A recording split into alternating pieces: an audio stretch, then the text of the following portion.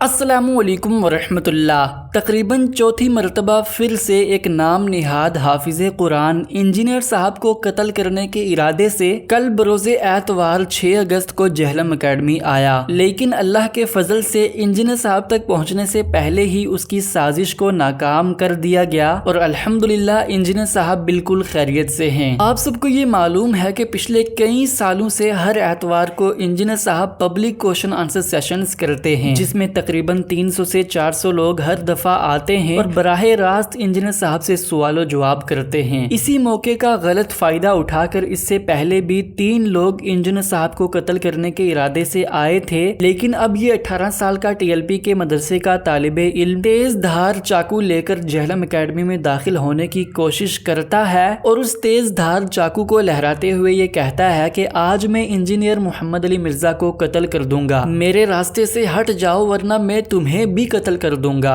लेकिन वहां पर मौजूद सिक्योरिटी गार्ड और कुछ लोग अपनी जान को शदीद खतरे में डालकर उसे दबोच लेते हैं और उसे पकड़कर पुलिस के हवाले कर देते हैं। अभी तक की रिपोर्ट्स के मुताबिक इस लड़के का नाम अली हसन रजवी है, जो टीएलपी के एक मदरसे जिसका नाम जामिया सैयदना अबू ज़र ग़िफ़ारी रज़ियल्लाहु अन्हु से कुरान पाक को हिफ्ज़ कर रहा था और इस मदरसे की बुनियाद खुद अल्लामा खादिम हुसैन रजवी साहब ने रखी थी। अजीब बात यह है कि पकड़े जाने के बाद ये लड़का वहां से भागने की भी कोशिश करता है और सारा का सारा इसका इश्क़ रसूल दरवाजे पर ही खत्म हो जाता है, लेकिन आखिरकार इसे पकड़कर पुलिस के हवाले कर दिया जाता है और पूरी इन्वेस्टिगेशन के बाद कानूनी तरीके को इख्तियार करते हुए इसके खिलाफ एक FIR भी दर्ज करवाई गई है। ये पहली बार नहीं बल्कि इससे पहले भी इन शिद्दत पसंदों ने यही तरीकाकार इख्तियार किए हैं ताकि इंजीनियर साहब की सच्चाई की आवाज को दबाया जाए, लेकिन अल्हम्दुलिल्लाह हर हमले के बाद इंजीनियर साहब ने मजीद और ज्यादा पैशन के साथ कुरान और सुन्नत की असल दावत को आम किया और इन दीनी लिबादा ओढ़े हुए उलमा सू को एक्सपोज करके रख दिया। और अब इन फिरका परस्त मुल्लाओं के पास किसी चीज का जवाब न था, जिसकी वजह से इन लोगों ने ये जलील हरकतें शुरू कर दी। अभी तक इंजीनियर साहब पर जितने भी मर्डर अटेम्प्ट्स हुए हैं, इसके समेत वो तमाम के तमाम टीएलपी से मुतासिर थे। अब तो कम से कम हमें ये समझ आ जानी चाहिए कि जिन मदरसों में हम दीनी तालीम के लिए चंदा देते हैं, ये कोई दीनी दरसगाह नहीं बल्कि अपने अपने फिरकों की तालीमात को आम कर रहे हैं और इन फिरका परस्त उलमा का काम सिर्फ एक दूसरे के खिलाफ नफरतें फैलाना है और कत्ल के फतवे जारी करना है। अब इन मदरसों की आउटपुट उलमा किराम नहीं बल्कि कातिलीन हैं, जो कुरान पाक के तालिबे इल्म होने के बावजूद ये भी नहीं समझ सकते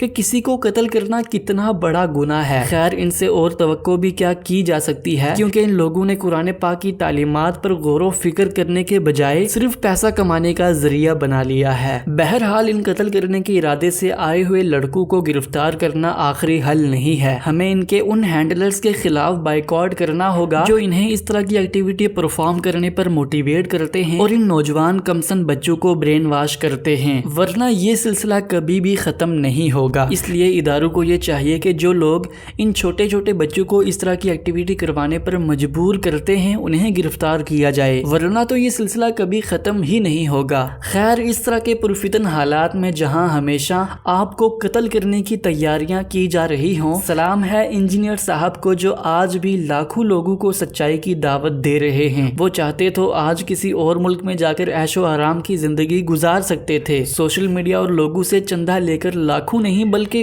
करोड़ों रुपए कमा सकते थे, लेकिन सिर्फ उन्होंने अल्लाह की खातिर खुद को इन तमाम चीजों से पाक रखा है। अल्लाह पाक से भी दुआ है कि अल्लाह पाक इंजीनियर साहब को इस तरह की साजिशों से महफूज फरमाए और उनकी उम्र में बेपनाह बरकतें अता फरमाए, उन्हें उम्र नूह अता फरमाए और उनके लिए दुनिया व आखिरत की तमाम मुश्किलात को आसान फरमाए। अस्सलामु अलैकुम वरहमतुल्लाह।